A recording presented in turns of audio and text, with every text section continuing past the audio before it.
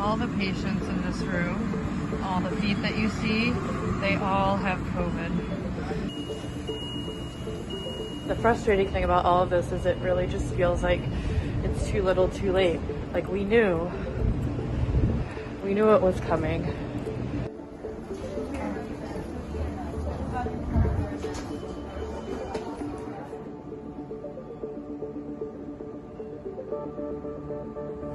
Today is kind of getting worse and worse.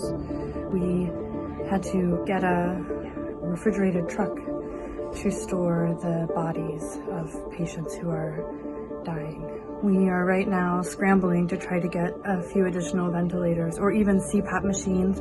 If we could get CPAP machines, we could free up ventilators for patients who need them.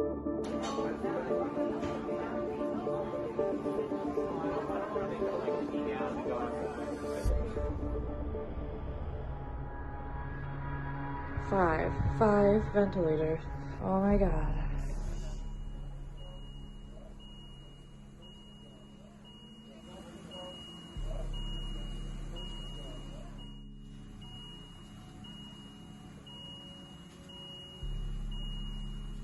You know, we now have these 5 vents. We probably, unless people die, I suspect we'll be back to needing to beg for ventilators again in another day or two.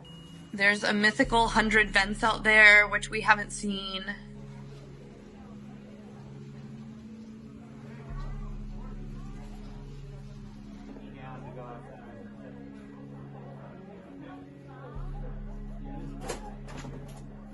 Leaders in various offices, from the president to the head of health and hospitals, saying things like, we're going to be fine, everything's fine. And from our perspective, everything is not fine. I don't have the support that I need and even just the materials that I need physically to take care of my patients. And it's America.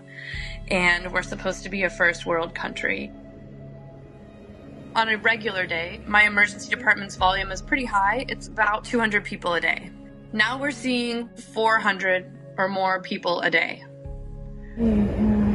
At first, we were trying to isolate patients with cough and fever and be more careful around them, but we weren't necessarily being extra careful around all the other patients.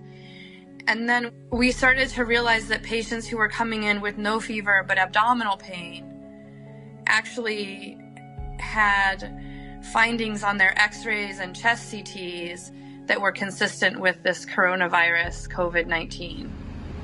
So someone in a car accident gets brought in, and we get a CT scan of them, and their lungs look like they have coronavirus. We were seeing a lot of patients who probably had COVID, but we didn't realize. 10 residents and also many of our nurses and a few of the attending physicians got sick. The anxiety of this situation is really overwhelming. You know, all of the doctors, it's hard for us to get tested even if we want to, even if we have symptoms. We're exposed over and over again. We don't have the protective equipment that we should have. I put on one N95 mask in the morning. I need to have that N95 mask on for every patient I see.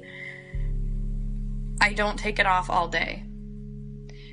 The N95 mask I wore today is also the N95 mask I wore on Friday. We're always worried that we'll be out of N95 masks.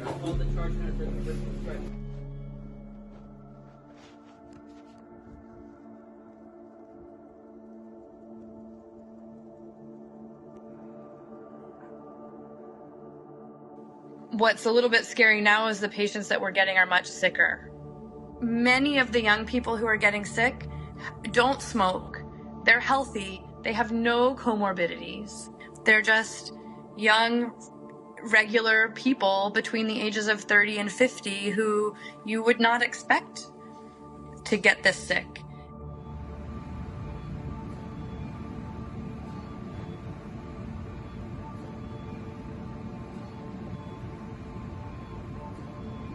So many people are saying it's going to be okay, everything's fine, we have what we need.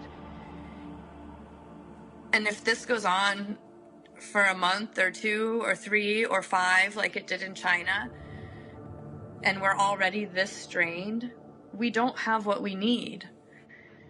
I don't really care if I get in trouble for speaking to the media. I want people to know that this is bad. People are dying. We don't have the tools that we need in the emergency department and in the hospital to take care of them. And it's really hard.